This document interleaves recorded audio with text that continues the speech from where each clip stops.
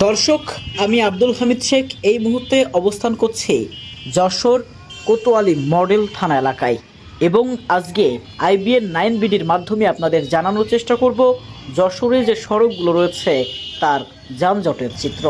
আপনারা দেখতে পাচ্ছেন ধীরে ধীরে গাড়ি কিন্তু চলছে এই মুহূর্তে। তবে দুঃখের বিষয় হলো যশোরে প্রতিদিনের তুলনায় আজকে অনেক যানজট বেশি।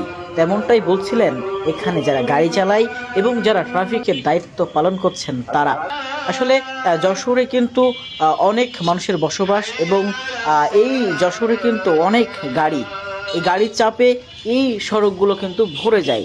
তা যে সময় দেখা যায় যে নির্বাচন এসেছে, ত্রয়োদশ জাতীয় সংসদ নির্বাচন সামনে, এবং সেই নির্বাচনকে সামনে রেখে যখন বিভিন্ন জায়গায় পথসভা হয়, তারপরে বিভিন্ন প্রোগ্রামের জন্য বিভিন্ন জায়গা থেকে বিভিন্ন জায়গায় মানুষ যায়, তখন মূলত এই যানজটের চিত্র বেশি দেখা যায়। এমনটা কিন্তু জানিয়েছে যারা এই সড়কে গাড়ি চালায় বা এখান দিয়ে যাতায়াত করে। তবে আপনারা দেখতে পাচ্ছেন এই মুহূর্তে আসলে যানজট আসলে কতটা লম্বা। আসলে এইখান থেকে দাঁড়িয়ে দেখা যাচ্ছে না যে ওই পারে আসলে কি আছে।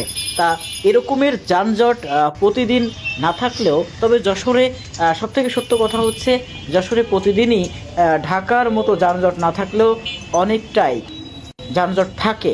তবে আজকে এই যে 18 জানুয়ারি, এখন সময় হচ্ছে 4টা 15 মিনিট, এই সময়টাই যশোরে দেখতে পাচ্ছি যে আসলে অনেকটা বেশি যানজট।